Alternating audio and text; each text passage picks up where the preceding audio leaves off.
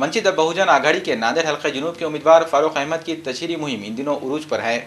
वंचित बहुजन आघाड़ी के उम्मीदवार फारूक अहमद जलसे जुलूसों के साथ साथ आवाम से घर घर पहुंचकर मुलाकातें कर रहे हैं। ऐसे में पैदल दौरों के जरिए राय दहिंदों को पार्टी की पॉलिसी और अपने अज़ाइम से वाकिफ करवा रहे हैं। मीलगेट, हस्सापुर, खड़गपुरा, दुल्हे शनैमान और अतराफ के इलाकों का पैदल दौरा किया।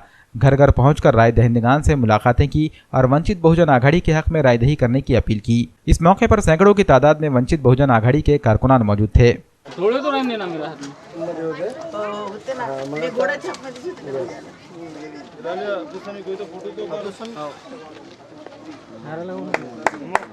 वंचित बहुजन आघाडीच्या आपली लिचाली गॅस सिलेंडर आपली लिचाली। देखिए, मिलगेट, खड़गपुरा, हस्सापुर ये जो इलाका है ये हमारा कारकिर्द का अहम इलाका रहा है।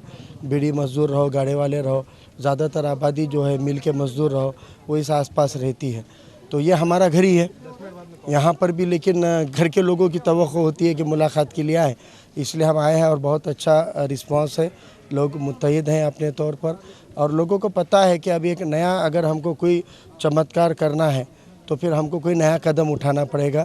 और बहुत खुशी हो रही है कि लोग दुआओं से नवाज रहे हैं, गुलपोशी कर रहे हैं, दुआएं दे रहे हैं।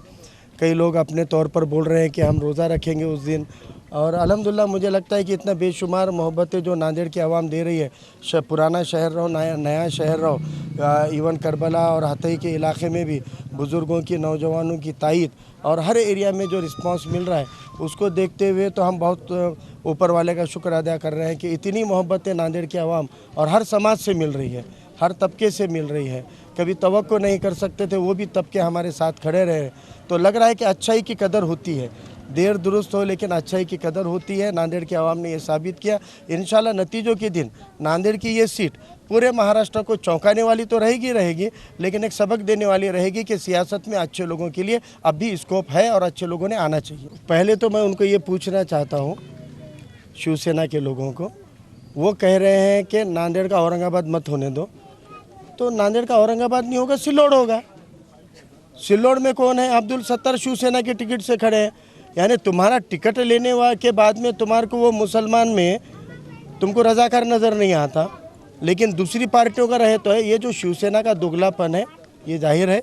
और यहाँ पर शिवसेना के जो एकनिष्ठ शिवसैनिक हैं, इन पे जो जुल्म हुआ है कि इन लोगों से चाकरी करा कर ली गई, मेहनत करा के ली गई, शतरंजा उठा कर ले गए और इन लोगों को आज तक खुद उनको टिकट देने के बजाय ये लीडर 2009 में भी टिकट हेमंत पटेल ने लिया, 2014 का भी टिकट हेमंत पटेल ने लिया, लोकसभा का भी हेमंत पटेल ने लिया और विधानसभा का भी हेमंत पटेल ही ले रहे हैं। यानी यहाँ पर एक आदमी की जागीर है क्या? शिवसेना के जो माननीय बाल ठाकरे साहब के स्टेटमेंट है वो याद कर रहे होंगे शिवसैनिक कि वो कहते थे कि ये घरानेशाही नहीं चलने देंगे, इसलिए उन्होंने सादे कार्यकर्ताओं को आमदार बनाया। यहाँ एक ही घर में आमदार बार बार, खासदार बार बार और बीवी भी, साहब भी।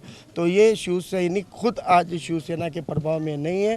वो कुर्ते साहब जो है, कंद कुर्ते साहब का कुर्ता चड्डी वाला जो बात है वो लोगों में है कि उनकी चाबी की तिजोरी आरएसएस की है, बीजेपी की है, इसलिए वो बीजेपी का पैसा बांट रहे हैं।